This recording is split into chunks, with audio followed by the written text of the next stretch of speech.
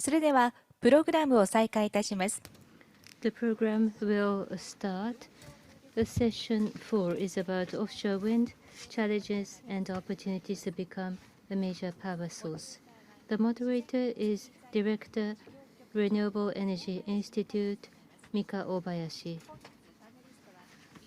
The panelist in the program was Mr. Hiro, but Mr. Takahiro Ishii is here. I hand over the microphone to Ms. Obayashi. Thank you. My name is Obayashi from Renewable Energy Institute, and I have the pleasure of serving as the moderator at this session. And as I say every year, and by chance it's that day today, but do you know what day today is? Today is International Women's Day. And as you can see here,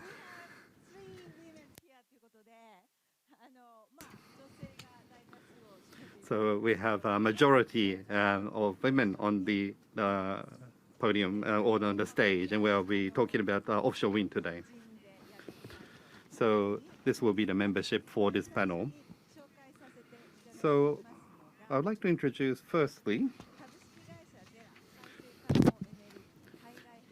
is the Executive Officer, Head of a Global Offshore Wind, Renewable Energy and Overseas Power Development Division from JERA, Ms. Natalie Osterlink. And she was scheduling to attend in person today, but she had to make a business trip. But despite that, she will be participating online. Thank you very much, Natalie. Next is from GWEC, the Global Head of Offshore Wind, the Global Wind Energy Council, Ms. Rebecca Williams. Next that I would like to introduce is from METI, from the Energy Efficiency and Renewable Energy Department of the Agency for Natural Resources Energy of Ministry of Economy, Trade and Industry, Mr. Takahiro Ishii. We were expecting for Mr. Inoue to attend, the Director General, but he was unable to attend because of other appointment. And next to introduce is Ms. Henriette Holm, Country Manager of Ørsted Japan KK, and last from Japan Wind Power Association, President Mr. Jin Kato. So, as I said at the start of the session, today is the International Women's Day, and I think it is an appropriate day to start on new initiatives. And in the international conference today, one theme is the conversion to renewable energy. This is accelerating renewable energy transition is the word that I use. And this acceleration is proceeding at unprecedented level, not just the decarbonization, but energy self-sufficiency or the diversified option. And these are the things that we have been confirming in the sessions that we had from this morning. And Rebecca may mention this in her part today, but in the world, various countries have come together to form a global wind alliance. And Japan is also part of that, and GOA are members. And they are trying to accelerate the offshore wind. And they have committed to that. And that target is that in the next 8 years, the 57 gigawatts right now to 380 gigawatts. And that is the expansion plan for offshore wind. And that is a target that they are working towards. 2 years ago in 2021, the Global Wind Energy Council and IRENA had a target of 270 gigawatts for 2030. But that has been raised by 40% to 380 of the renewable energy.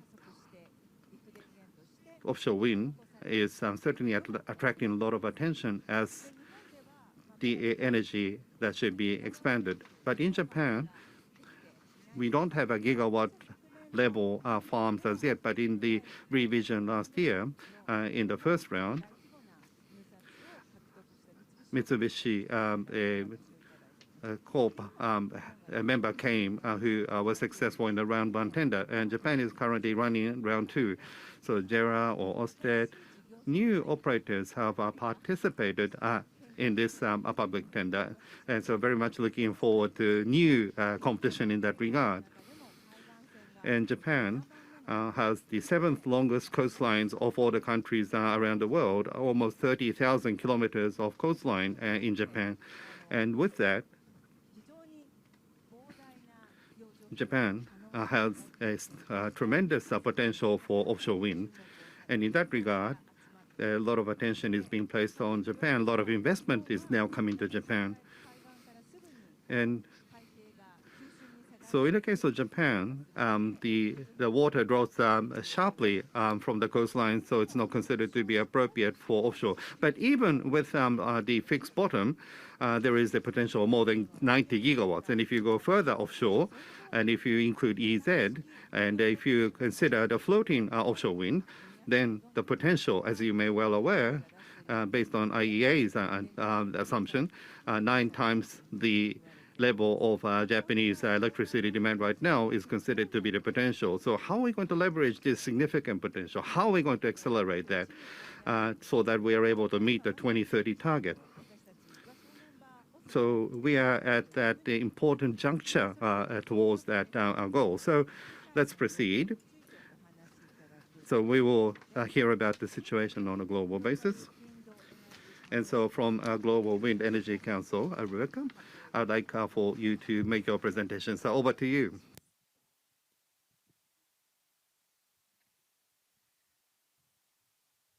Arigatou gozaimasu, Mika-san.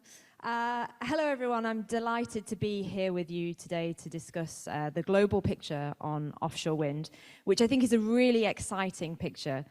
I'm sorry for you, because if this conference had happened 2 weeks later, I could have shared with you our new global numbers for last year in terms of wind deployment. But they're top secret at the moment. We've got a new report coming out on the 27th of March, which will dive into that in more detail and give you those crucial numbers for offshore wind deployment. So please do keep a lookout for that report. And sorry not to be able to share those with you today. But if we look at the global picture, and I just want to give you an overview of the wider trends that we see for wind in general, essentially it's a very exciting good news story. So 2021 was the second best year ever for wind energy. In offshore wind specifically globally, we got to 56 gigawatts of installed wind capacity, offshore wind capacity. And offshore wind had its best ever year, 21 gigawatts deployed. So fantastic picture with a rapidly growing market around the world. Now, the Global Wind Energy Council is out there pretty much every day, speaking to governments and investors around the world, representing our members, who are the biggest corporate members deploying offshore wind, and also our network of renewable energy associations that form part of our membership. And there's huge demand out there for offshore wind. Countries now are very excited about the opportunity. They've seen the Paris Agreement, obviously. They want to know how to decarbonize their energy systems. And those with the coastline see offshore wind as a key, not just energy opportunity, but industrial opportunity. So wind power is absolutely poised to play a vital role in accelerating the energy transition. And that transition is already underway. It's already happening. Moving on, as Mika-san said, we do have a target that we're working to around offshore wind deployment globally. And GWEC, the Global Wind Energy Council, along with IRENA, and we heard from Francesco La Camera before, together we set a target, an energy compact, a UN energy compact for the wind industry and for countries to deliver 2,000 gigawatts of offshore wind by 2050, which is the amount of offshore wind that both IRENA and the IEA see as being crucial to meeting the world's net zero goals. The very good news is that in the interim target that we set to 2030, 380 gigawatts, our GWEC analysis shows that actually we're almost there. We're at 370 something, 371, I think. So that's fantastic, because on targets alone, we're seeing the level of ambition on offshore wind that is necessary. However, targets are not going to save us from dangerous climate change, and they're not going to get offshore wind built. So what we need to see now is the implementation that sits alongside those targets. And this slide here just illustrates the gap of where we are now and where we need to get to. And policy will be a crucial driver in the achievement of those targets. So we need to learn the lessons from the deployment history of offshore wind. There's already been some fantastic lessons from its European homeland, and we need to take those and now accelerate the transition of offshore wind. So as Mika-san said, we launched a crucial new initiative last year at COP27 in Sharm el-Sheikh, the Global Offshore Wind Alliance. We're absolutely delighted to say that Japan was one of the first members to sign up to the alliance. Fantastic to see. And GOA, the Global Offshore Wind Alliance, is a unique diplomatic initiative because it combines this high-level diplomacy in a multi-stakeholder industry government way with on-the-ground work streams which look to unlock the barriers to offshore wind. And you can see those 3 work streams here. Number 1 is around permitting and consenting and improving stakeholder engagement. Number 2 is around regulation and market design. And then number 3 is around supply chain cooperation and green jobs development. And I'm delighted to say also, and to thank Ørsted for their support for this initiative. They just announced that they had joined the other day too. So fantastic news there for the GOA family. So looking specifically then around the world at the different global markets and just pausing for a moment about what's happening out there, I think I just want to drill down into a focus on Asia and the Pacific region, because this is really the key growth area for offshore wind. We heard from the presenters just before this session about the Southeast Asian context. If we get even more specific, I think we see extremely high demand from countries such as Vietnam, from the Philippines, who are both now transitioning and turning their strategy towards offshore wind. So we're expecting Vietnam's Power Development Plan 8 to come out with higher targets for offshore wind.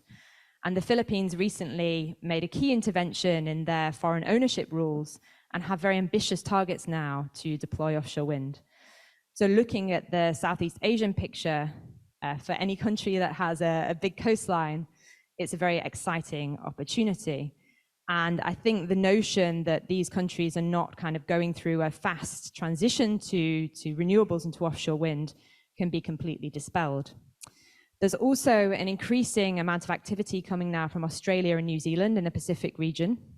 Australia have recently announced very ambitious state-level targets in the state of Victoria and New South Wales. And we see Australia wanting to play a key role in the wider offshore wind economy and in trade policy as well. So there's lots of developments happening. And it really is a global race when it comes to offshore wind as to who can deploy quickest and put in place the right policy framework to do that. Looking then at the global perspective and for new and emerging markets, what GWEC as the Global Wind Energy Council would see as the enablers of offshore wind growth. And I've picked out the key things here that we think are important for any emerging offshore wind market. Looking at how this could apply in the Japanese situation, I think the points that I would draw out are particularly around the issues of volume and pipeline visibility. Because we see for investors, there's a lot of capital that wants to flow into offshore wind projects, and Japan is a very attractive market for investment. But in order to unlock that investment, it's crucial to have a roadmap which sketches out that volume in terms of how you will deploy your target, how you will implement your target. And also what we're seeing as a kind of global mega trend across the markets that we work in is a trend for very large offshore wind projects. The more volume that you can put in the market, the more attractive it becomes to investors looking at that project level, and the more successful the market will be. I think looking at Japan, it's very well placed as a country to be able to capitalize on the growth of floating offshore wind, particularly looking at the Asian area. The race for floating wind is well underway. We're seeing large auction volumes coming through in the ScotWind process, which is primarily floating wind. We also saw the UK launch another floating wind focus leasing round recently. And we've seen in California, there's a specific target for 15 gigawatts of offshore wind. But the race is very much underway. There's no clear winner yet. But acting quickly and putting in place that visibility and volume and a statement of intent, that offshore wind leadership, will see the winner of that race emerge. The other points that I would draw upon in this discussion are just around the role of marine spatial planning, around permitting and the use of the seabed. Offshore wind is slightly different, renewable when it comes to it, because of this interaction with the marine space. And countries that have a proud history of maritime engagement and of marine activities are very well placed to be able to capitalize on that opportunity. I think looking at Japan, there's a really interesting opportunity now coming forward with the discussion around EEZ. And I think that discussion will be vital when it comes to the future success of Japan's floating wind leadership. But also, I see that as a key opportunity to also get that volume into the market that we've been talking about. So it's very welcome to hear about those developments, and I look forward to hearing more about that perhaps in the conversations later in this session. I just want to pause for one moment to also bring out some international examples of best practice, because I think that's really important to add to this debate. How can we collectively learn from the lessons? And that's very much the spirit of Goa. So because I'm from the UK, I've picked out the UK experience here. I think crucial to the UK's success in offshore wind was this concept of having the offshore wind sector deal, having this engagement between government and industry and shared promises and activities on both sides to unlock deployment. The other thing that the UK did really well is having this visible pipeline of projects and having ambitious targets that were backed up by policy. So I've put those targets here on the screen. You can see there's quite a lot of them now, but crucially, there's also the mechanism in place to deliver on that. And when it comes to this point around volume in the market, again, I think that's something that the UK has done very well. It's now got auctions which are of a very large size, 12 gigawatts in the last renewables auction. And that's very attractive for international investors and foreign direct investment. There are some challenges that remain in the UK. There's challenges in every wind market that we work in. It's how you kind of face those challenges as a country that's important here. On grids, I think there's a lot of mutual learning and cooperation that can be that can get underway about the technical solutions to transmission grid deployment. And I think this issue of creating a greater balance between the cost of energy, LCOE, and the levelized cost of electricity, and supply chain development and the localization agenda is key. And on that factor, we're seeing a lot of changes and a lot of new policy coming through with the likes of the IRA from the US and the European response to this topic. But that's a very interesting area and is really now pushing offshore wind into the realm of international trade policy. So just wanted to share those examples with you. And then I've summed up the kind of key recommendations from our side for the Japanese market here. I've already talked to some of these points, but we see this continued dialogue between government and industry as being very important. I think the one key takeaway for me really is about roadmap and having this visible pipeline and volume coming through at a high level and also in the auction. And then also the focus on the EEZ as a real opportunity to unlock wider investment and to really position Japan as a floating wind leader. I'll leave it there. Thank you very much. Arigato gozaimasu. Rebecca-san. Thank you, Rebecca. So let's continue. And so let's talk about Japan. Mr. Takahiro Ishii, please explain about the offshore wind policies. So from Inoue-san or Ishii-san, I think I can say more to Ishii-san. And so over to you now. Thank you very much. I'm the head of Wind Power Office at METI. My name is Ishii. Allow me to remain seated as I make my presentation. As you well know, Japan's wind policy, where it is, well, us We would like to look back on history, starting from a carbon neutrality declaration a few years ago. In 2020, the then Prime Minister Suga, in his policy speech, said that Japan is going to look to achieve carbon neutrality in 2050. And last year's autumn, a cabinet decision was made on strategic energy plan, and in that plan, toward 2050, to achieve carbon neutrality, what should be the path and what should be the policies to be put in place. They were all described in the plan. So what's shown here is on the 22nd of December last year, in GX implementation meeting held by the government, the basic policy for green transformation was proposed. So to restructure a stable supply of energy, we need to maximize the use of green energy. It was decided. And in terms of renewables, to formulate a grid development plan in the next decade, compared to the last decade, we're going to make 8 times more investment in the coming 10 years. And 2050, carbon neutrality is to be achieved. For that to happen, together with all the initiatives, we need to enhance industrial competitiveness and economic growth. So for that, 20 trillion yen of upfront investment will be made by the Japanese government in the next decade. 150 trillion yen of investment will be made both by the public and the private sectors. In order to promote this, GX economic transition bonds will be issued by the government so that bold upfront investments can be enabled. So specifically, in order to achieve GX green transformation, what is the public and private sector investment is going to look like. This is a schematic diagram. So on the far left, power sources and fuel transition in the graph, 60 trillion yen roughly. Within that, with respect to adoption of renewable energy, 31 trillion yen of investment is to be made. And further, so policy-wise, how are we going to promote renewables? Here's the roadmap. So within the roadmap, so the upper part, so establishing or building next generation networks.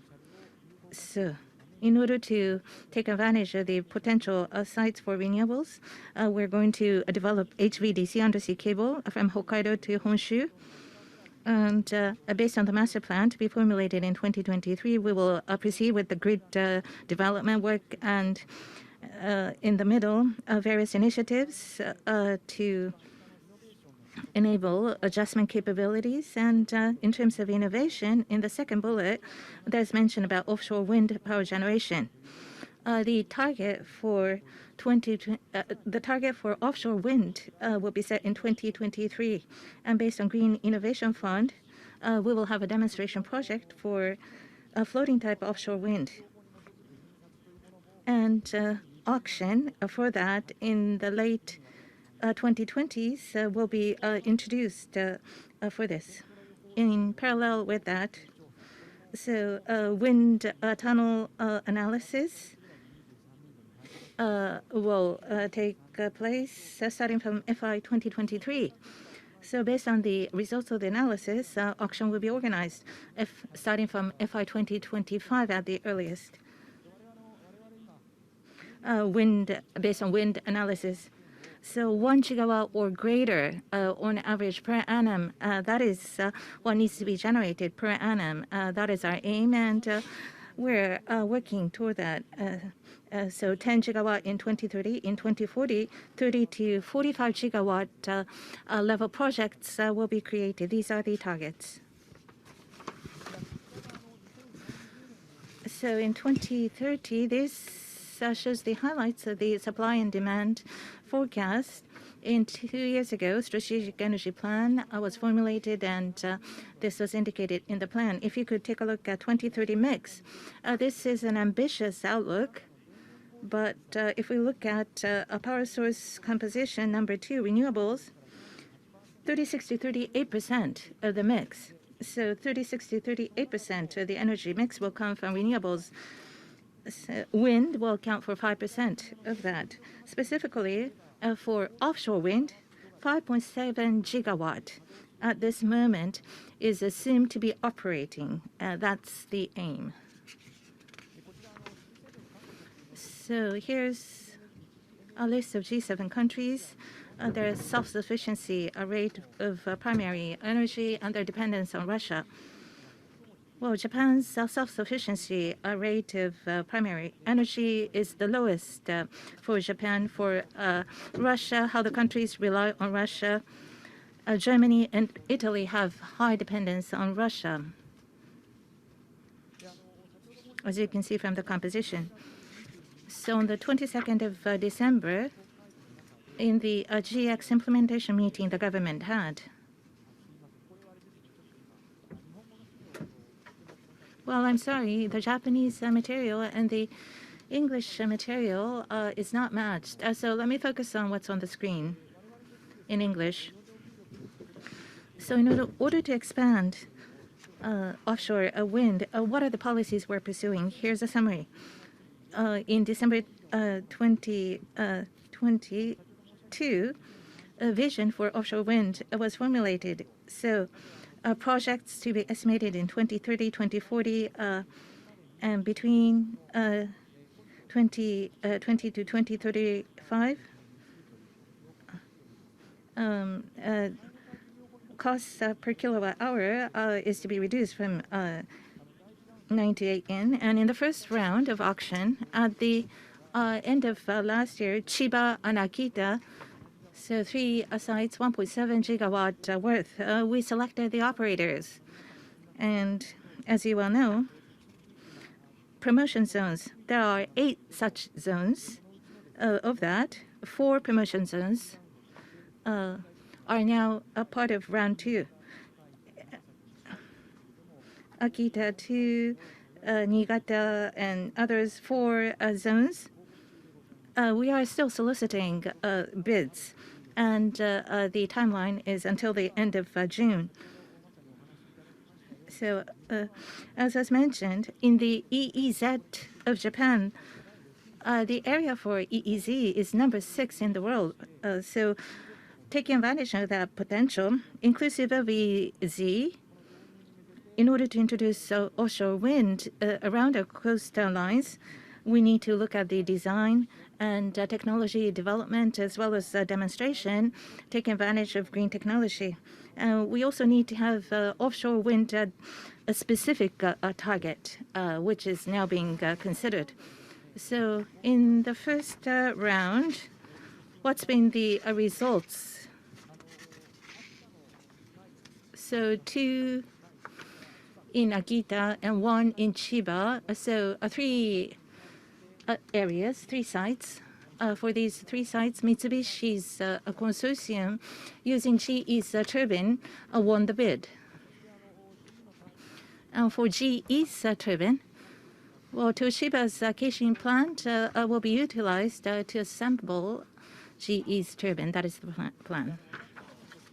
Now, from our perspective, 10 gigawatt in 2030 and 30 to 40 gigawatt in 2040. How can we go about achieving those targets going forward? In 2021, well, we were able to achieve 1.7 gigawatt in the first round, and for the new ones, 1.8 gigawatt has been secured. So in 3 years, a total of 3.5 gigawatt is in sight. So per annum, average of 1 gigawatt or more. On average, going forward, we would like to continue to exceed 1 gigawatt, identify sites, and select the operators for new projects. And with that, 10 gigawatt in 2030, for 5.7 out of that, based on the strategic energy plan decided by the government, 5.7 shall be operational by 2030. So that is the plan. So what are the specific sites? Here's the Japanese map showing that. So as you can see, first of all, what's highlighted in red? Altogether, there are 8. These are promotion zones, in other words. So power operators can place a bid, or already the bid is being screened or decided. Orange, promising zones. For this, they are to become promotion zones. And in the local community, the fisheries, as well as other interested parties, are having discussions. And inclusive of caution, they are formulating a plan for the future. And green represents preparation zones where prefectures have expressed interest and have provided information who will aspire to become preparation zones or promotion zones in the future, promising zones or promotion zones. So utilizing a green innovation fund, we are to have a demonstration project for floating offshore. It's roughly divided into 2 phases. For phase 1, there are 4 major themes for R&D. So next generation turbine, and number 2, so foundation for fixed type and technology for installation, and number 3, electrical system, and number 4, enhancement of operation. And in line with that, in 2023, starting from 2023, and it's about to start in several months' time, phase 2 will start. And I think 2 sites in Japan will be the target for this. So an actual floating type demonstration project will start. And this is the last slide. So efforts to establish domestic and regional supply chains. Let me briefly touch upon this. In the 3 sites selected in round 2, collaboration with global companies and utilizing local companies, those are being pursued. In Akita Prefecture, according to the prefectural government's estimate, the economic impact could be as much as 381 billion yen. In Akita Prefecture, well, this is taken up by mass media's report. The operator selected is going into the local community, and they're having matching event with local companies. So through that, establishing supply chain outside of Akita and efforts to kick off a production of necessary parts within the prefecture will start. Thank you. Thank you very much. And if you could speak for about 7 minutes, that would be great. But I'd like to ask one question, Ishii-san. It's been 2 years since you took on this responsibility, but over the last 2 years, what were the changes that you saw, positive and also negative? Can you mention one each? That's a difficult question. On the positive side, inclusive of EEZ, we now see a trend for greater scale. I think this is a major trend. And as a result of round 1, well, it's been reported in many reports. So in terms of reducing the burden on the part of the national public, I think this approach has been proven to be very good, and collaboration with the local community has been going well. Now that we see these tangibles, I think there will be greater understanding for offshore wind. What about the negative side? So negative aspects? Well, there are a number of challenges that arise on a daily basis, so we have to tackle them one by one. Are there major ones? Not many. So there's tailwind, I see. So next, from Orsted Japan, Ms. Henriette Holm. Henriette came to Japan only recently, but until then, she has had many years of experience. And so in making comparison to the world, you may be able to talk about the situation in Japan. Over to you now.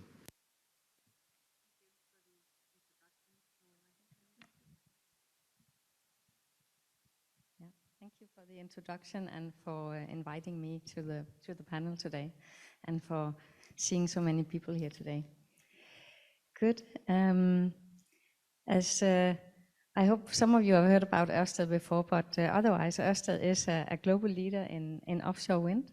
We have installed more than 1,600 offshore wind turbines to date, and that totals about 11 gigawatt of capacity. And they are in operation globally today. We have more than 30 years of experience in delivering offshore wind farms in a safe way and also on time and budget. So indeed a very long track record of delivering. Good. Yeah, so with this topic today, can offshore wind be a driver for decarbonizing the Japan, as well as an enabler for other achievements such as attracting more investment, supply chain growth, and be a contributor to energy security in Japan as a mainstream power supply. And yeah, we will look into that, but we are definitely positive that it can be achievable, and we would like to share some experience of what can enable that. In Asia Pacific, here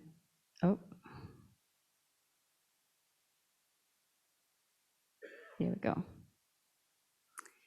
In Asia Pacific, we started our presence in Taiwan back in 2016, and we entered into and was part of the first commercial scale project for Formosa 1 that went into operation in 2019. And right now we are finishing a 900 megawatt project that had first power about a year ago. And at the same time, we are expecting to take investment decision on another 900 megawatt project this year in Taiwan. So in that sense, we have a good track record and seen how Taiwan, they have successfully unlocked huge investments in offshore wind and also been able to attract supply chain. And we have seen that they have unlocked that by really having a clear target and a roadmap. I think it goes back to what Rebecca mentioned, sort of how important it is to have this really quality roadmap that is long-term and ambitious, so that developers, investors, supply chain, and also customers, they can really see the potential of this market. And this certainty, just to give a few examples, in Taiwan, with sufficient scale, has really attracted a lot of investment, both locally and globally, in Taiwan.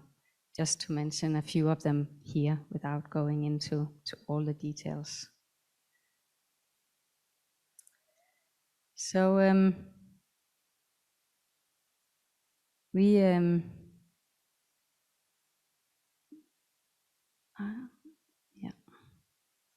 we believe that Japan, with all the ample sea and wind, has a fantastic large and long-term offshore wind opportunity. I think also the ambitions of the Japanese government is there, and it's also good to hear about the plans today to facilitate floating wind in the economic zone. So hopefully that can be part of unlocking the virtuous scale of scale, the virtuous cycle of scale, which we believe is really key to achieve some of these key enablers to deliver the decarbonization and the other aims of Japan. But it is today more difficult to unlock this virtuous cycle of scale due to the global market conditions. I think we saw some of the huge increase in the demand for renewable energy, And we have seen that even growing more and being even more ambitious after the energy crisis we have seen lately. And at the same time, we have a supply chain crunch, I would say. There's lots of bottlenecks, and it's challenging to find suppliers that can deliver on a short time frame. Usually they can deliver quite on a long time frame, 5-6 years ahead. But at the same time, that supply chain crunch also gives an opportunity for a lot of new investments and for a lot of new players to come into being part of this industry.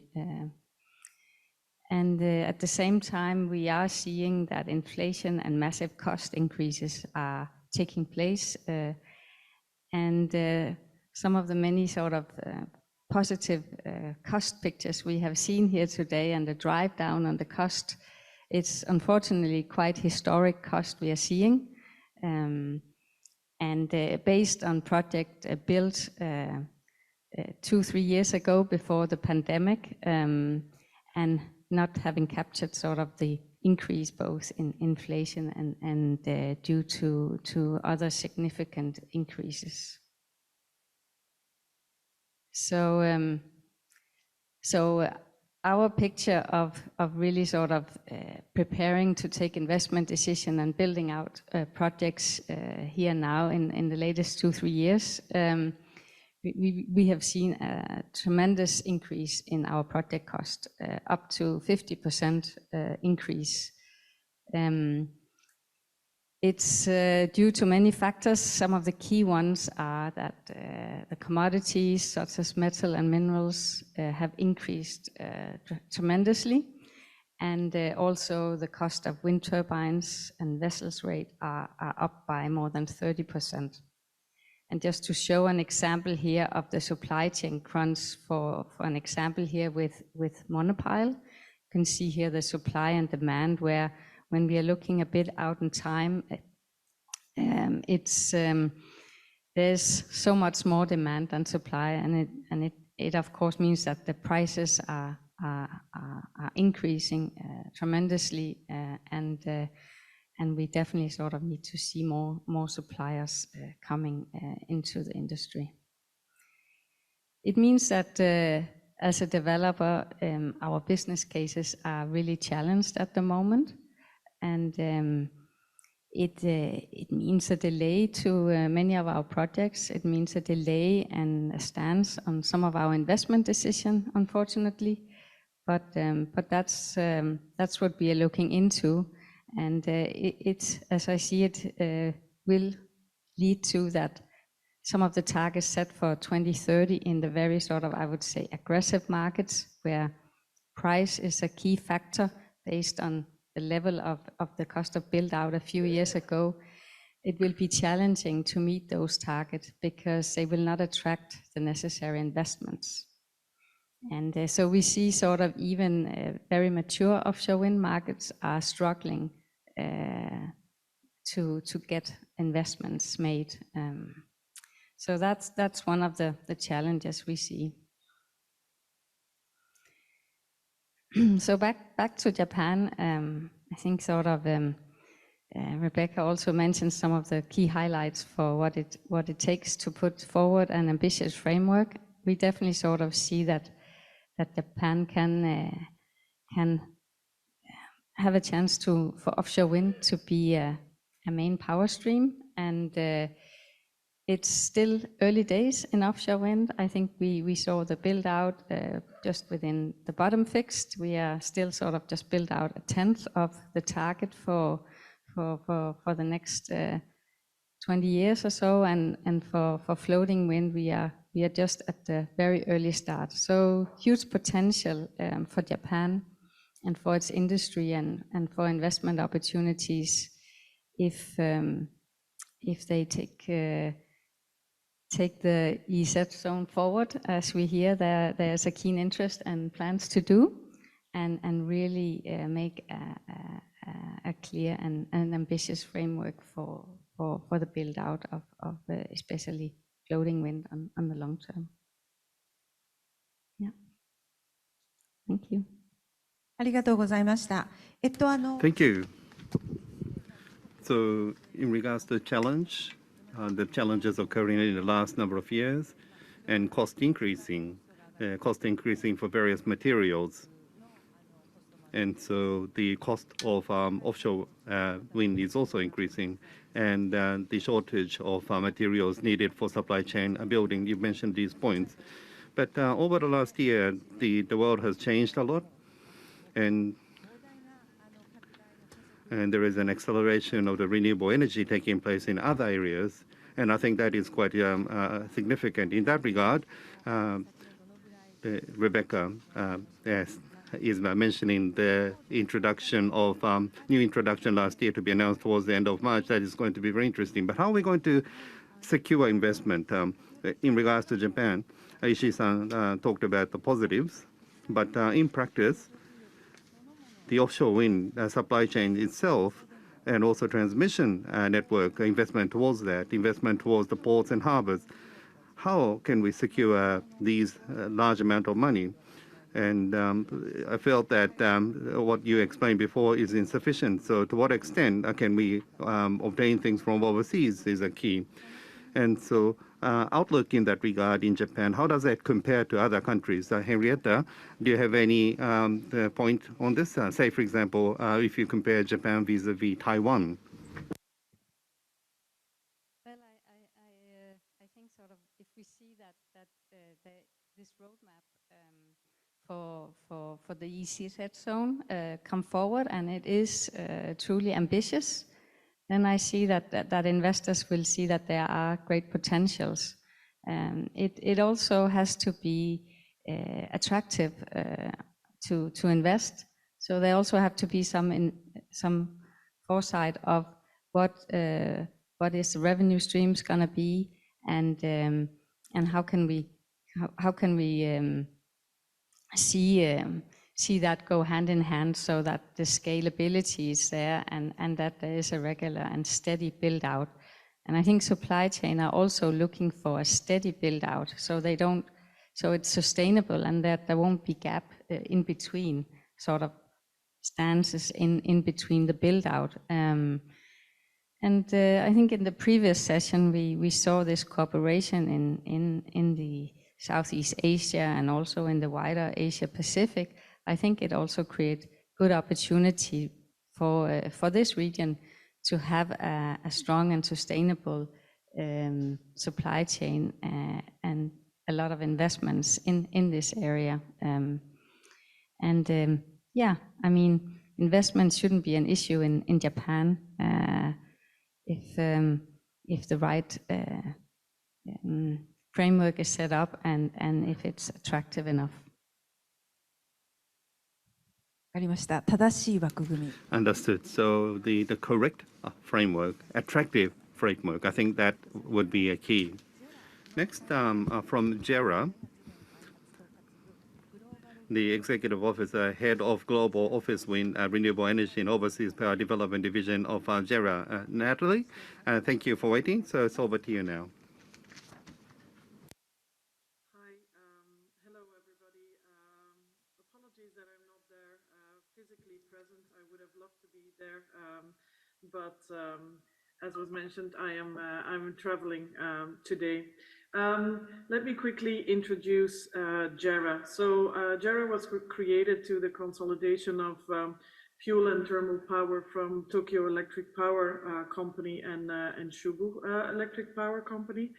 And JERA is the largest power generation company in Japan, producing about 30% of the country's electricity. Our mission and our vision is through global operations to bring world-leading energy solutions to Japan, but also outside of Japan. So we seek to establish new supply models for Japan, offering stable supply, but also trying to solve and invest in other countries that face similar energy issues. A quick overview of our activities. it's quite important also to mention that in this mission to provide cutting-edge solutions to the world's energy issues, we are active across the entire value chain. So from upstream to downstream investment. And the vision is quite important, is to achieve decarbonization over the middle and long term, while securing this stable electricity supply.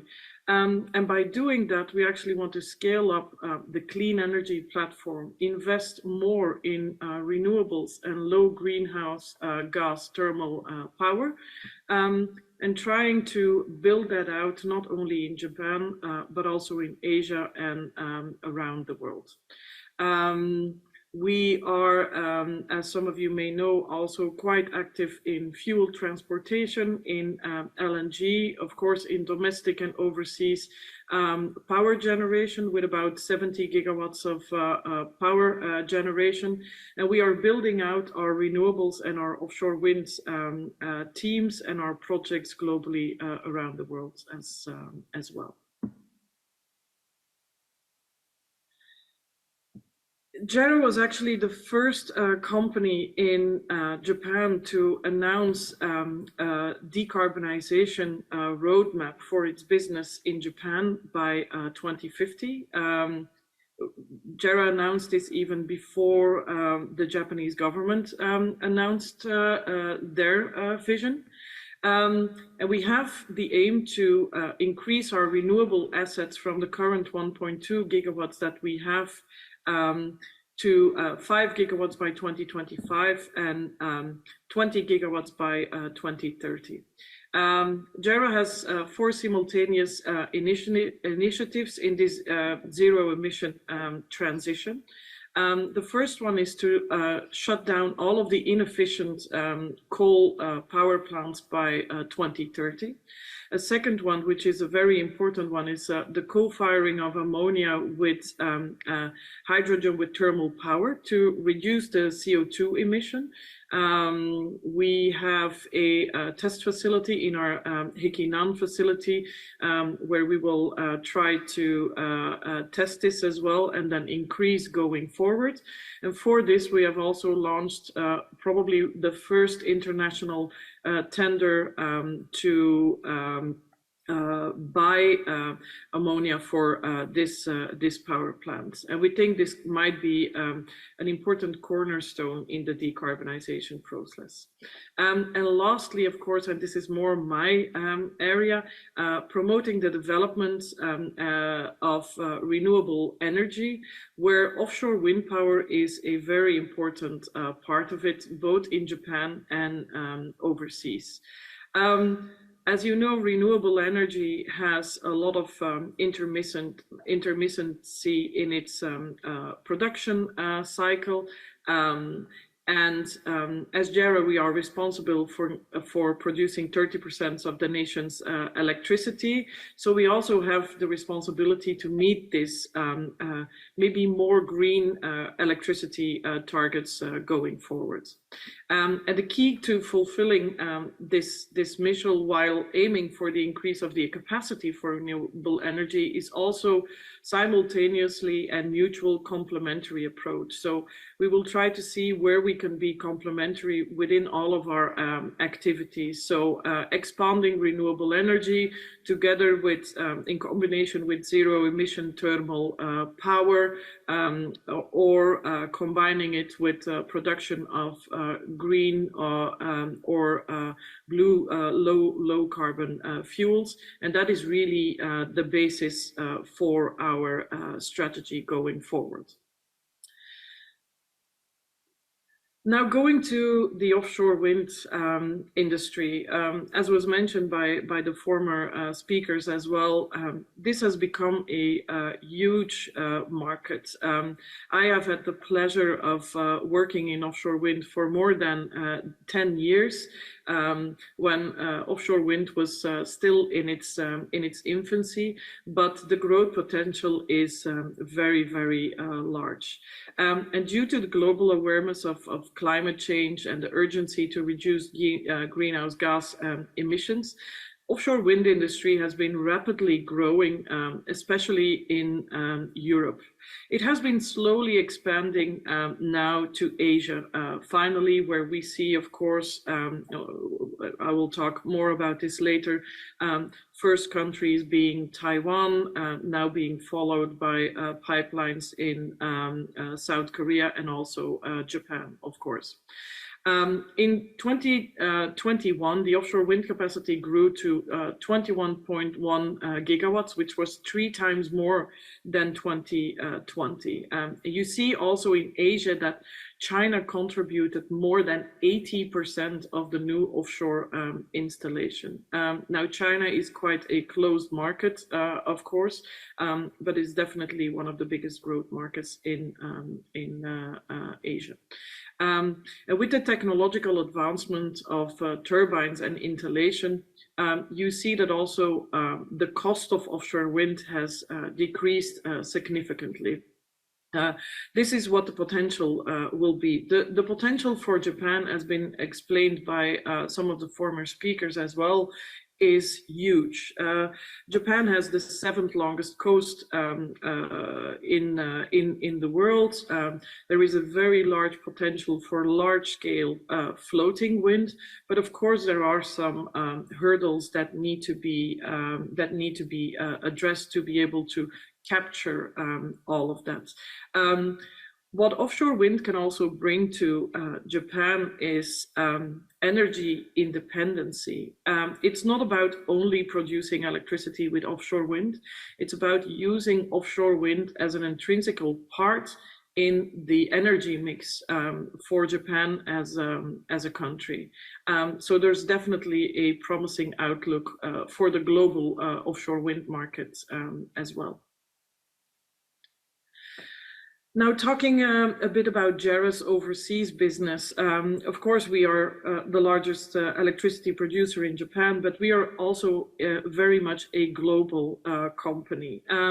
We are investing in various renewable energy businesses around the world, and we have other production facilities as well. We have invested in battery storage and offshore wind in the UK.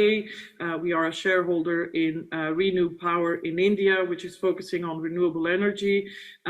We have 2 offshore wind projects in Taiwan. The first one is Formosa 1, where we are collaborating as well with our colleagues from Ørsted, who are also here. And also Formosa 2, which was quite a journey as well during the pandemic. But this project will go to commercial completion within the next few months. But we are also actively targeting increasing our renewables portfolio in the US, where we are currently constructing an onshore wind farm of 300 megawatts and looking at large-scale solar as well, and also emerging markets more like the Philippines, India, Vietnam, etc., where we're quite active in building out our organization and our footprint.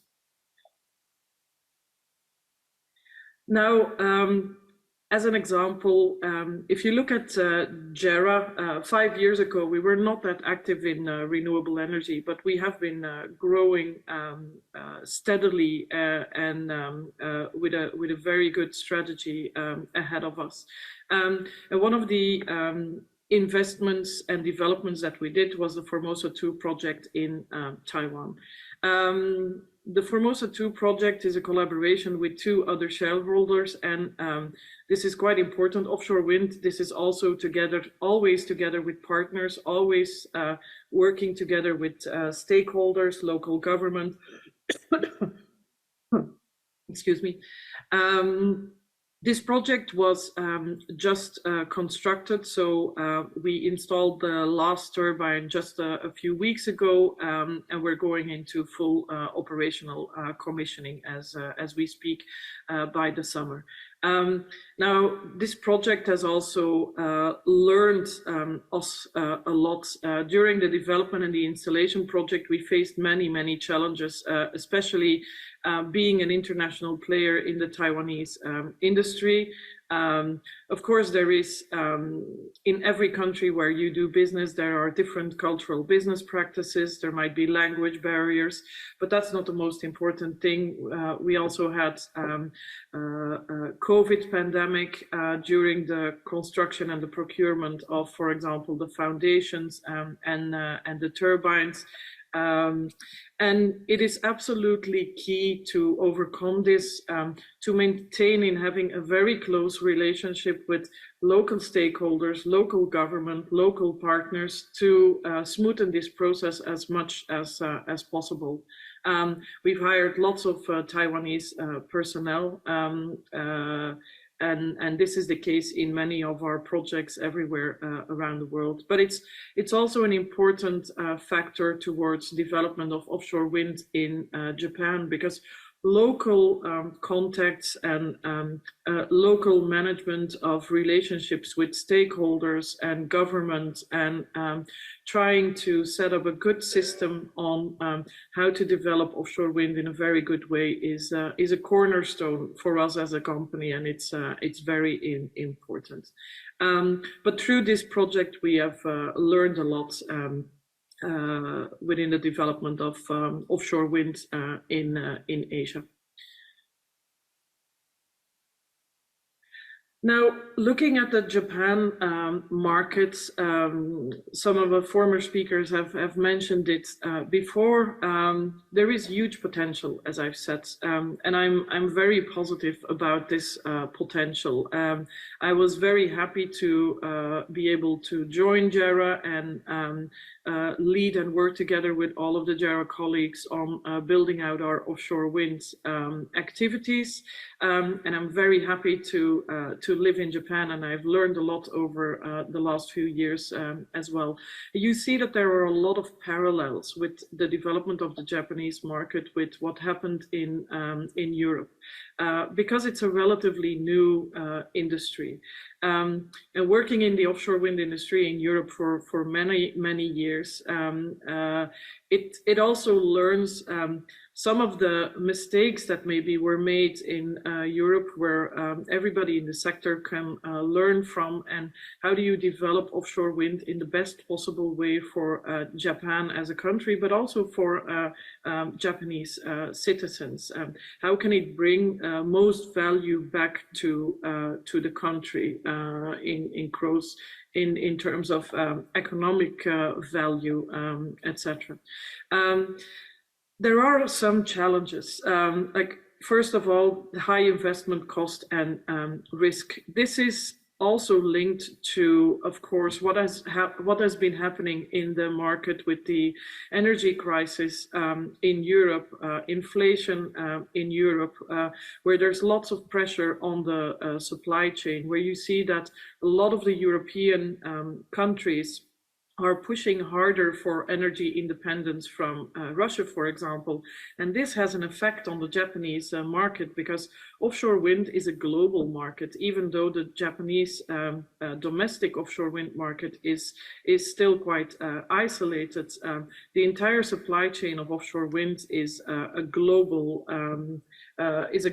one. So there are lots of interactions. You saw, for example, Siemens Gamesa Renewable Energy communicated that they would not, for the time being, be interested in the Japanese market because they cannot focus on it. So implementing a centralized model managed by the government, like Europe has done, as early as possible, will actually try and help reduce the investment cost and also the risk. And it can try and help actually create a stable launch of projects every year.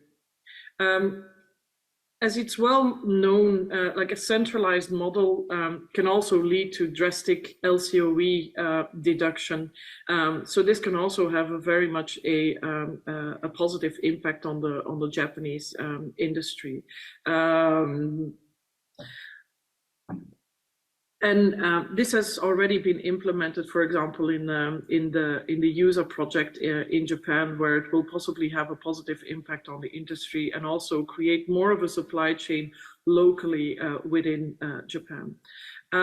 Next, it's also about being ambitious in your targets to expand renewable energy like European countries.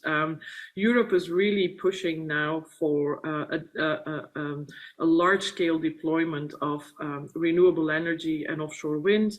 The US has issued the Inflation Reduction Act, which is a large push for investment in renewables as well. And you see that this really attracts investors and creates a stable flow of projects being developed. So Europe is making a drastic energy diversion there. And if you look at the Japanese offshore wind projects, it is very good. We're working towards the second round of auctions coming up, but you see that projects are still relatively small compared to other markets. Projects are still very close to the shore, which means that the energy yield might not be that high. It's really about trying to be ambitious and not putting the Japanese industry at a disadvantage in comparison to other specific markets. So having a more dynamic goal than maybe currently stipulated, and try to develop more large-scale projects, ideally over 1 gigawatt, will gain more leverage to compete with the global markets and in Europe and the US. Thirdly, supply chain for the development of offshore wind in Japan. Many still relies on the European companies for infrastructure development, for maintenance. This is a huge potential for Japanese economy to create a new economy, new economic activity in building out port infrastructure, in building out supply chain locally for offshore wind farms, making it more stable. And the stable supply is also a very important point in the round to tender as well. So definitely encourage more investment for the offshore wind supply chain from overseas coming here, but thinking about the cost as well. That's very important. And then a long development timeline. Having a long development timeline and horizon is still an issue in the global offshore wind industry. This is also something we saw, for example, in Japan. So in order to maximize the time reduction of development, working with stakeholders, building relationships with local communities and parties is really important to smoothen the process. It's also about building out the infrastructure that goes with it. If you produce electricity, green electrons coming into the market, the infrastructure and the grid infrastructure needs to be there to also transport them into the grid. So smoothening approval and permitting processes and shortening this period would also contribute to lower risk and cost. And maybe lastly, and it's one of the most important things, as many of my colleagues know, I mentioned quite a lot internally at JERA as well, is human resources. People are so important to drive your business, to grow your business, and a lack of human resources is also a challenge in Japan, and it's also a challenge every company has, and also JERA has. So we're making lots of effort to partner with overseas experts. I was very lucky to join JERA. We are building out our teams, but it's really growing these human capital and human capabilities within the teams that is very much very, very important going forward.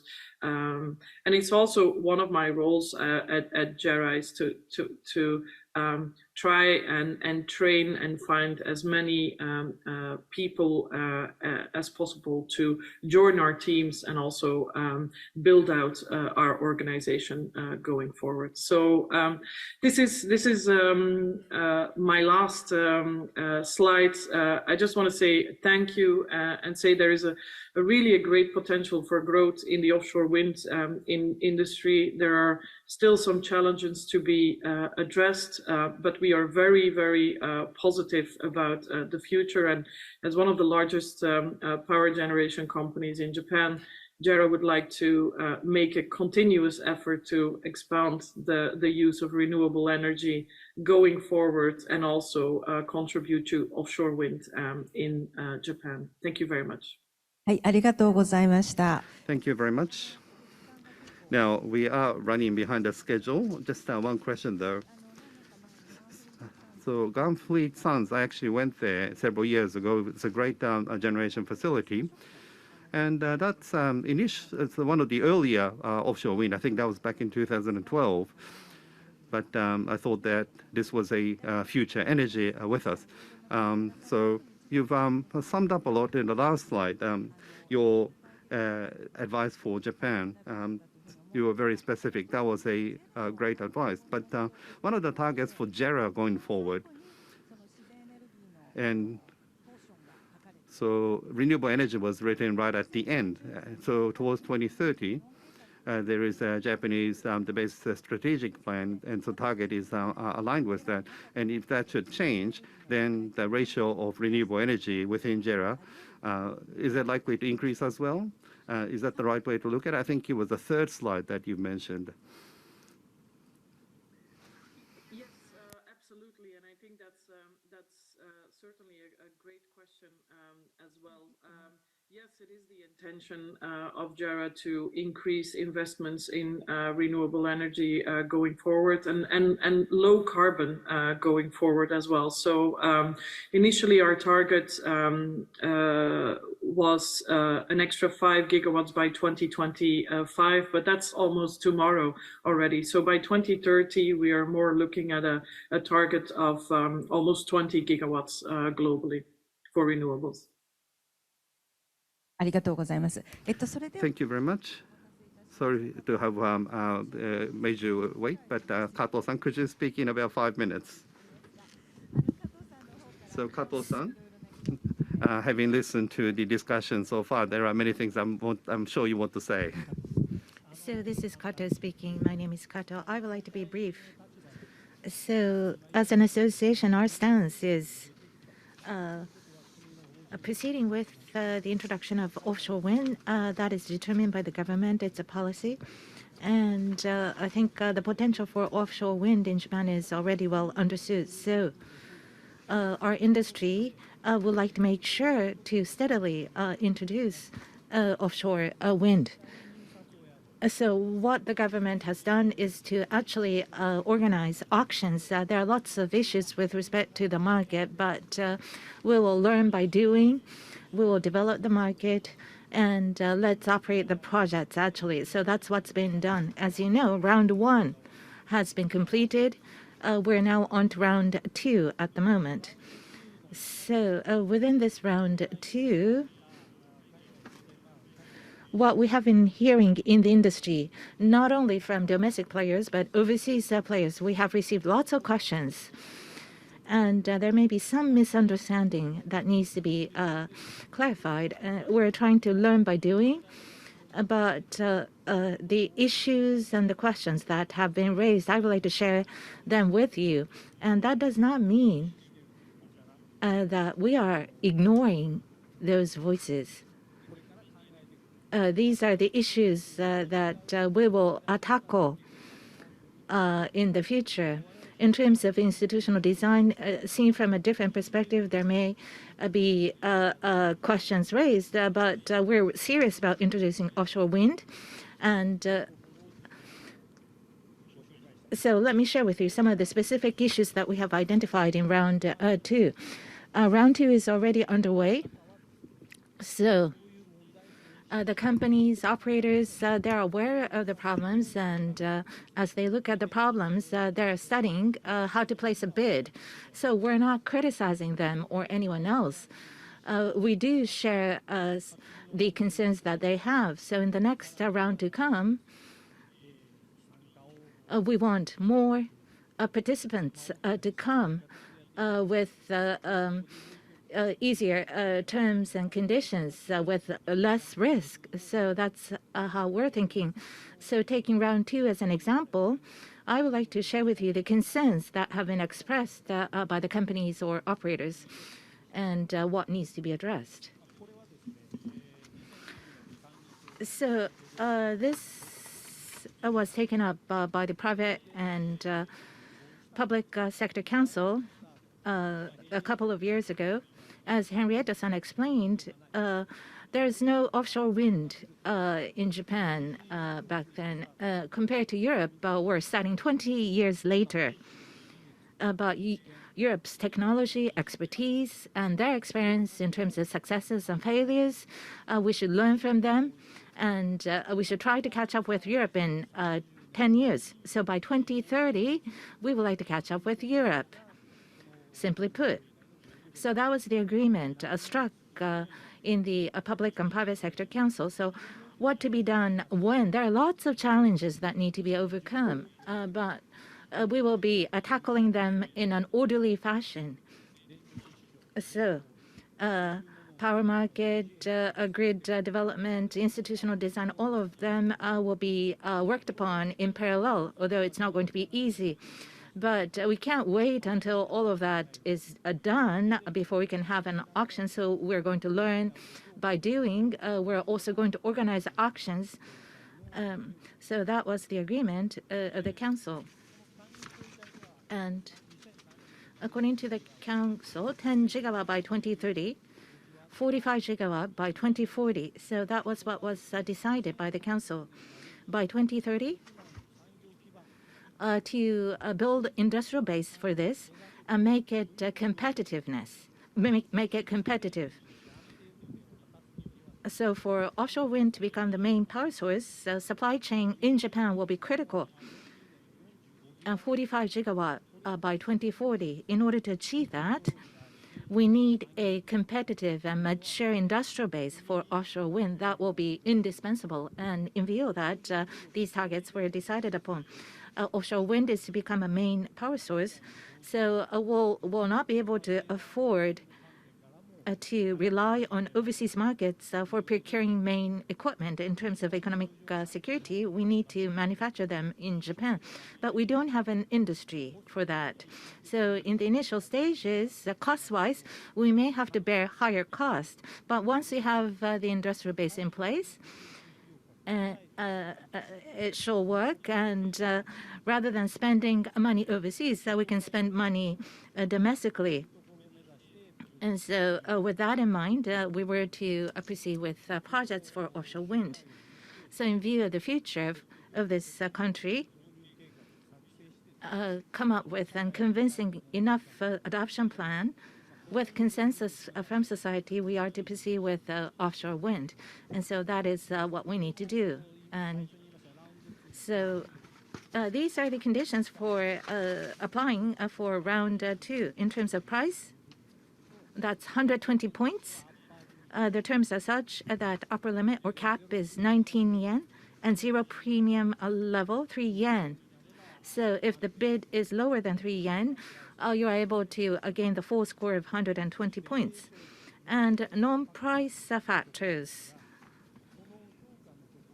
So to evaluate these factors, these are just some of them, not comprehensive. All these 5 conditions must be met, otherwise you will be disqualified as an applicant. And naturally, the price should not be tantamount to dumping, and realistic and feasible funding plan through project financing. And number 3, realistic forecast and power generation curtailment and imbalance compensation. And with revenue from wind power generation, all cumulative losses need to be absorbed. And number 5, reasonable funding plan for demolition. So an operator, for the operator not to be disqualified, they need to come up with a business plan that would meet all these conditions. So a number of operators or businesses have expressed their views. How are they going to meet these conditions, terms and conditions? Is it feasible even? There were lots of comments that were expressed to us. And so here's a summary. So in coming up with a business plan to meet the evaluation criteria, for that to happen, number 1, FIP, from fit to FIP, there's going to be a shift. And the electricity market today is not suitable for FIP. Given the situation in the wholesale market, lack of aggregators, and wholesale market is based on marginal cost. So the pricing in the wholesale market is not going to be enough for the business to be feasible. So in terms of revenue, it will have to be based on PPAs that companies are going to sign. That will be the rule.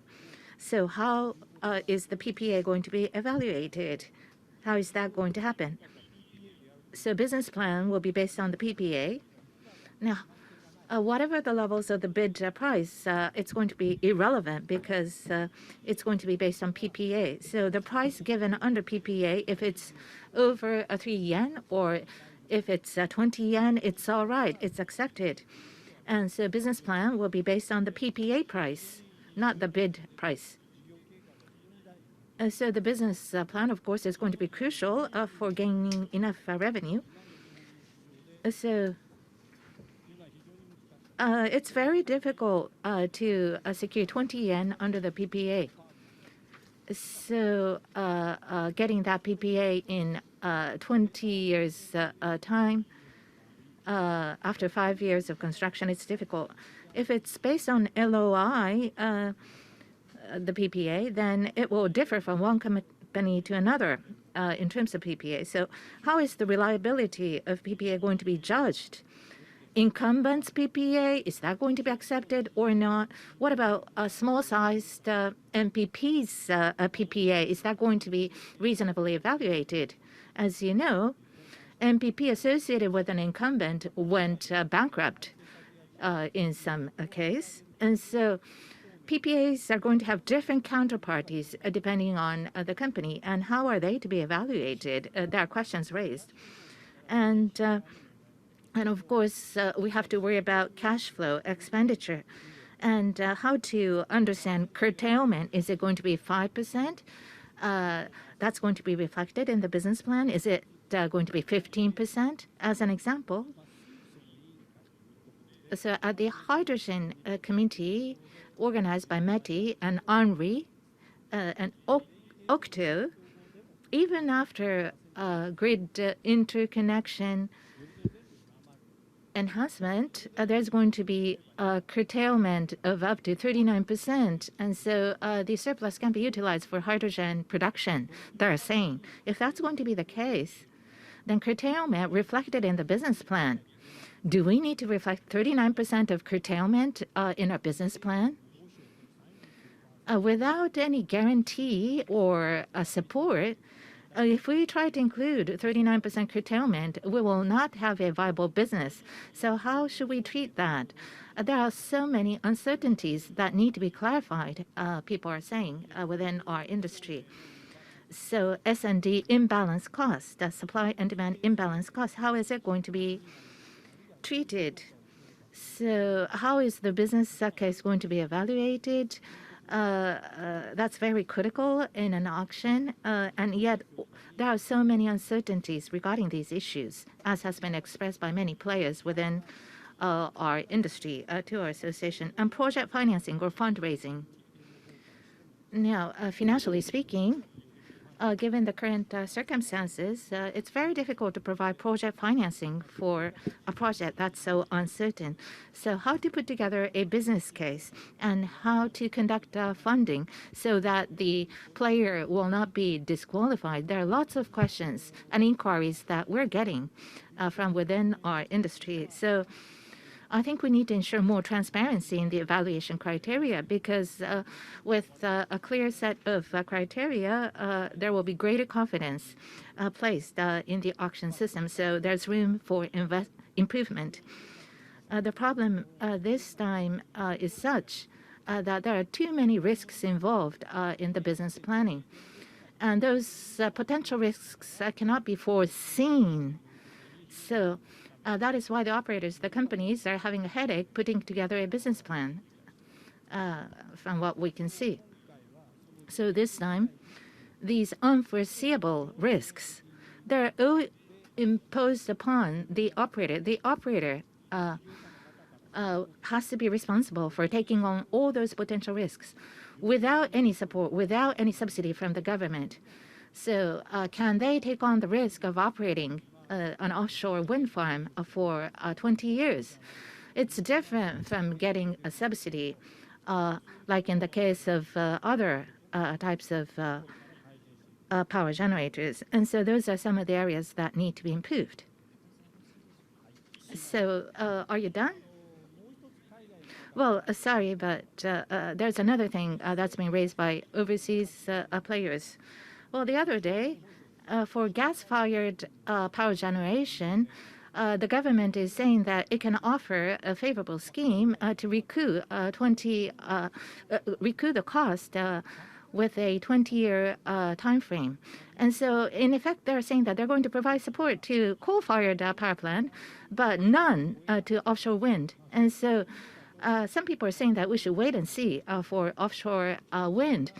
If that's going to be the case, then some investors are saying that they should prioritize Korea or Taiwan over Japan. And so we have to improve on some of the areas that I mentioned. And offshore wind is necessary for Japan, as Ishii-san said. Japan is looking to introduce offshore wind seriously. So from our perspective, together with the Japanese government, for the sake of energy security and industrial policy, together with all those, in order to realize GX, we would like to continue to push for offshore wind. So I do hope that a large number of domestic and overseas players will come to participate to create such a line and come out with a reliable, trustworthy system. And I wasn't able to control the speeches. We only have about 3 minutes left. But from a global perspective, and when we talk about Japan from a global perspective, one is, as Ms. Osterink has commented, and though not here today, but when engaging large-scale development, then what would be the role of China on a global basis, particularly from Rebecca? What is the role of China? What is your view there? Establishment of the supply chain, reduction of cost, I think that there are things. Any comment from you, please? That's a very interesting question. I think when we look at what China has achieved so far in terms of their domestic policy, obviously they have deployed at scale. They've done the most of any country out there. But from a wider supply chain perspective, actually, we see that Japanese manufacturing is tending to stay within China. Chinese manufacturing is tending to stay within China at the moment. So they're servicing their domestic market. The report I mentioned earlier, one of the key findings that we will bring out is an in-depth look at the supply chain globally, including the Chinese supply chain when it comes to key offshore wind components. So as I say, stay tuned for that. But at the moment, we aren't seeing China move out of the domestic market at the rate that perhaps some people have said they would.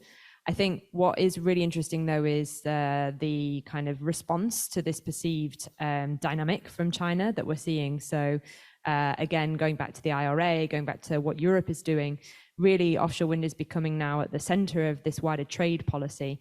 And I think that's an angle that we here in this room should take very seriously and think about how we position the industry within that discussion. ありがとうございます。あと、少し。Thank you. And there is also something that I wanted to ask you. And I think you mentioned this from now, every now and then. And so the offshore wind industry is likely to be very much of a promising industry going forward. But when we think Japan as part of Asia, rather than developing everything in Japan, maybe cooperation with other countries to establish supply chain in collaboration with other countries or the vessels. We don't have large vessels in Japan. Maybe those vessels could travel around these countries. In other words, Asia Pacific Offshore Wind Group can be formed, like Ørsted or JERA. You are probably working on something like this. So maybe if I could ask Henrietta to also make a comment, and then after that, I will ask Ishii-san to comment on that. And in closing, I wanted to ask Kato-san, I'm sure there are many comments from you, but one thing is that for Japan, to promote offshore wind going forward, what are the most important things? And with that, I would like to conclude. So Henrietta, Ishii-san, and Kato-san, 30 seconds each, please.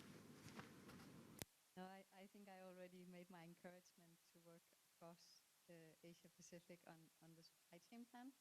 But I think on the vessel side, particularly, I think one good news is that floating wind does not require large vessels. So I think that's another positive for Japan, right? And then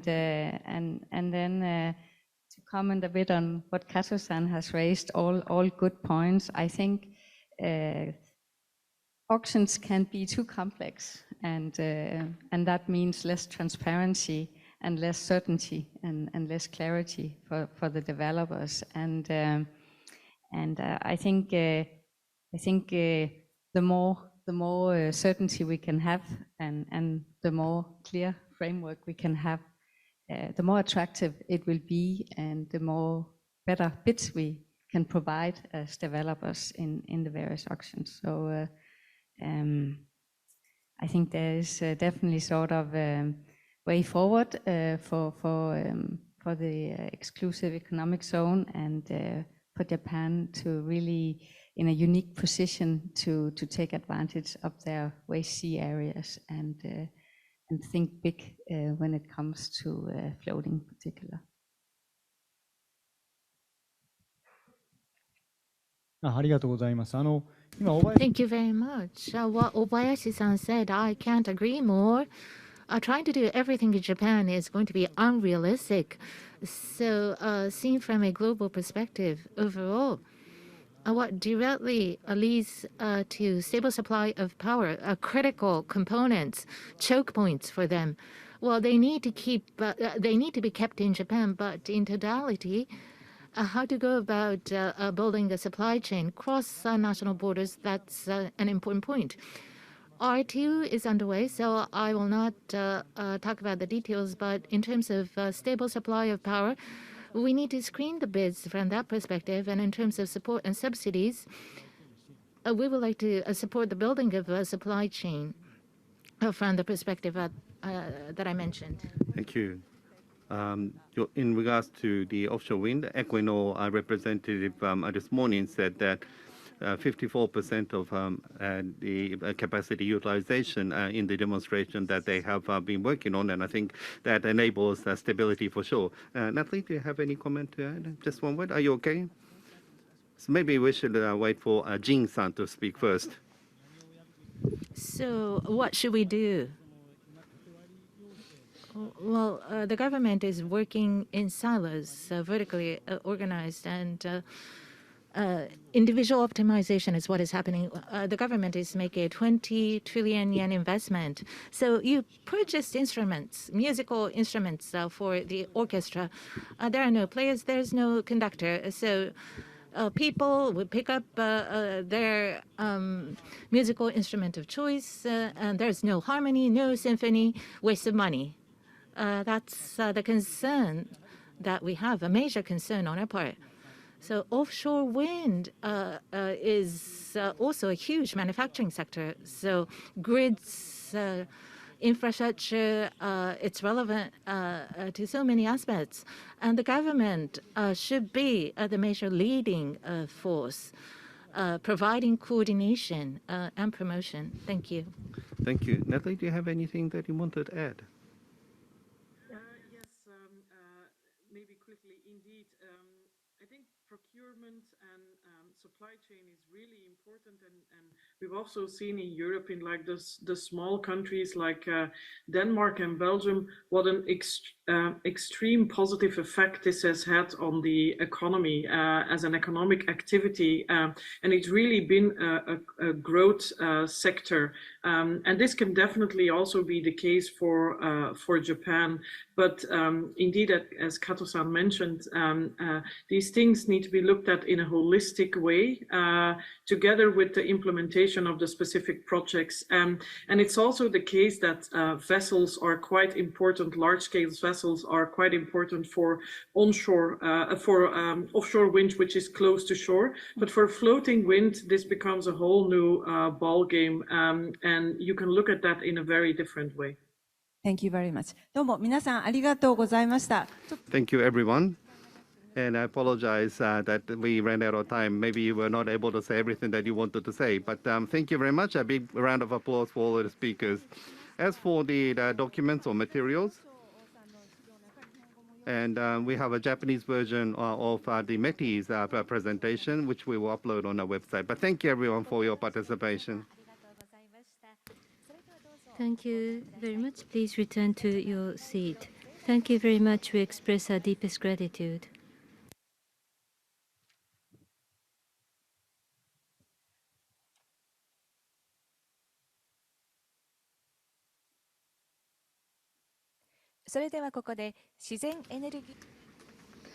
The closing remarks by Vice Chair of Executive Board, Renewable Energy Institute, Takejiro Seiyoshi. Thank you very much to all of you. This was a long event from the morning. Thank you very much for joining Revision 2023. I have been given 5 minutes, but the more I listen to your discussion, there's so much I would like to say, and apologies beforehand that I might go longer. There were lots of latest information and powerful messages. I thank all of you from home and abroad. I express my deepest gratitude to all of you who spoke today. How did you observe today's Revision 2023? As for myself, I thought I did have a certain level of knowledge, but having learned the latest circumstance in the world, I am always aware. I am once again told painfully how Japan is lagging behind. Sometimes I almost felt angry. Japan should not be left behind further. Otherwise, Japan will really go nowhere. While we must be frustrated, we must raise the gear. We have to put our foot stronger on the accelerator. We just have to move forward. Today, I think this was a good momentum to reinforce our determination. I expect that many of the audience also felt in the same way. I just imagine on my own, you empathize with me. As for the Renewable Energy Institute, we were established right after the 2011 great earthquake in 2011. We were inward looking, but we wanted to raise the position of Japan in the renewable energy to the global world. We provide a platform for open and frank discussion. We try to produce the latest information about the world. We have tried to expand engagement with think tanks and other organizations. We have tried to do what we can with the support of all of you and with the hard work of each and every one of our members. In terms of the achievement of the Institute, we do think we can say, we think we can be proud with humility that we have managed to raise the energy discussion in Japan to a higher level. And I think we may say that today's revision 2023 was one demonstration. As I look at who spoke today from home and abroad, there were so many opinions, and indeed it was a free and active discussion. You agree with me, please?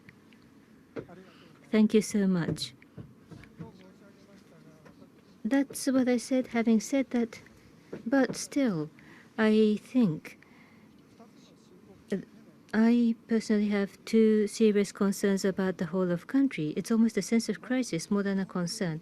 Number one, when the government of Japan decides important policies, just like it has been in the past, they have not changed from the closed discussion only by limited so-called inner circle persons. It is like the people will just follow the policies, and they do not need to learn about the reasons for the policies or the rules. Or there is always the conclusion determined prior to any debate. Recall the GX basic policy. I expect you to understand what I'm trying to say about the decision-making process of the government of Japan. And the second point might be even more serious. This is the private sector side. My concern is about the corporate ethics, or about the business moral and the degradation or the loss. Again, I am not going to tell you the examples, but I'm sure that you can easily imagine some cases. Why am I expressing my concern about the policy decision-making processes by the government and the lack of business moral ethics of the private sector? We are faced with the challenges of energy transition and green transition. Unlike in the past, this is indeed the very transformation of the society itself with the entire community. And these social transformation cannot be realized without the trust and confidence by the society. Do you not agree? GX, green transformation, is an epoch-making, once-in-a-century transformation. Of course, there will be lots of pains, and that is why just transition, fair and just transition, is advocated across the world. Without the society's trust and confidence, society cannot change. And without trust and confidence, we cannot battle against the climate change. And Japan cannot win in the GX competition in the global community without trust. Without trust and confidence, how can the government unleash Japan's potential? And more than anything, GX means the comprehensive capability of a country. How can Japan ever create a comprehensive power and skill? After all, as we look across Japan, shrinking Japan is visible in all sectors. Last year, the birth went below 800,000 for the first time. It has dropped to half in the last 40 years. Back in 1968, from 1968, Japan, in nominal terms of the GDP, remained the world's second largest economy, but China surpassed Japan in 2010, and very soon Germany is going to surpass Japan, according to IMF forecast. India, which surpassed the UK last year, is expected to surpass Japan in the latter 2020s. So shrinking Japan is observed everywhere. That is because all these are the costs, because all the long-term issues were dealt with only from short-term perspectives, and vested interest was maintained. That is the reason. According to the IEA's report issued at the beginning of this year, the global energy is at the dawn of a new industrial age. That is, clean energy is leading the dawn, a new morning of the new industrial age, according to the IEA. So, global energy economy, the new global economy, the global world is in the competition. This is a historical turning point, but Japan is stuck with outdated method and trying to confront the competition transformation, and I am deeply concerned. Earlier, we heard from Managing Director Home of Ørsted Japan. What I recall listening to Henrietta Holm is Ørsted was a fossil fuel company, Dong. As of 29, there was a major change, business change from a fossil, totally exiting a fossil, and went to renewable, including offshore.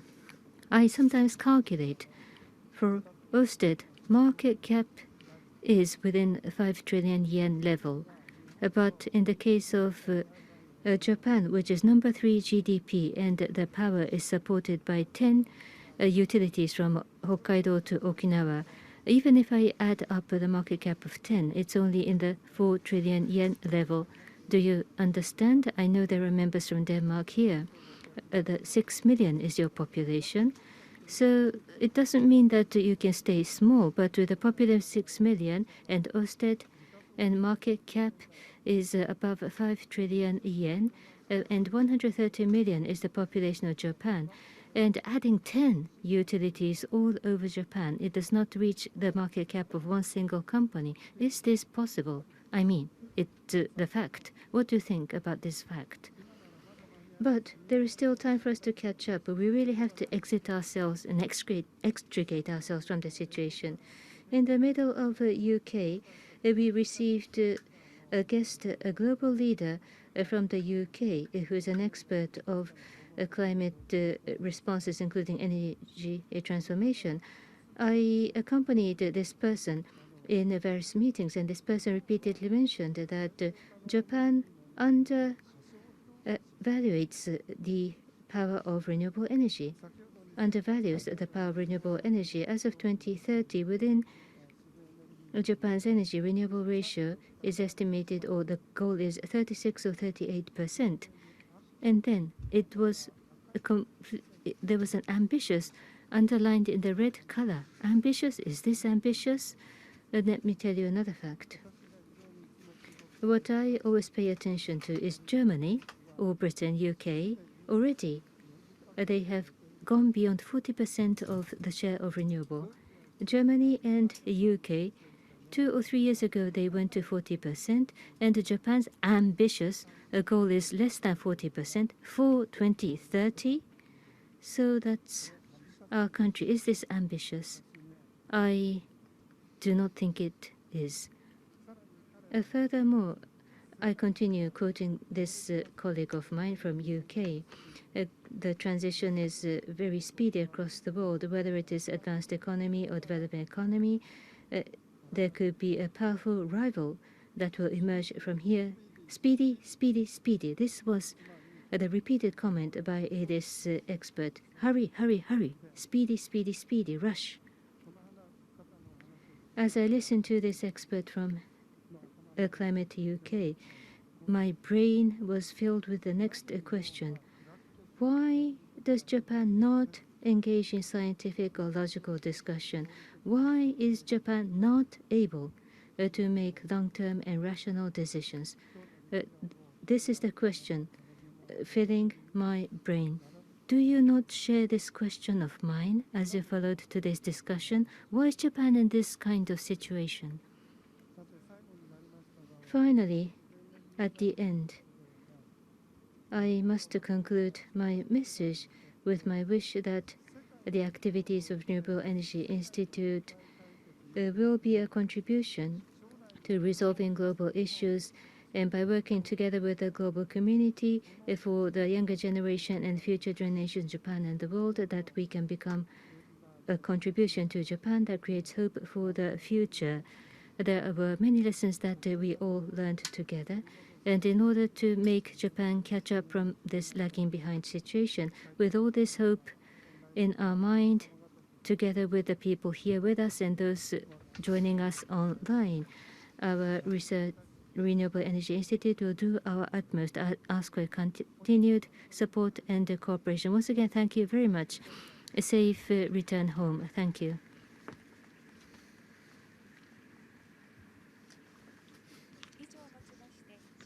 This concludes the symposium.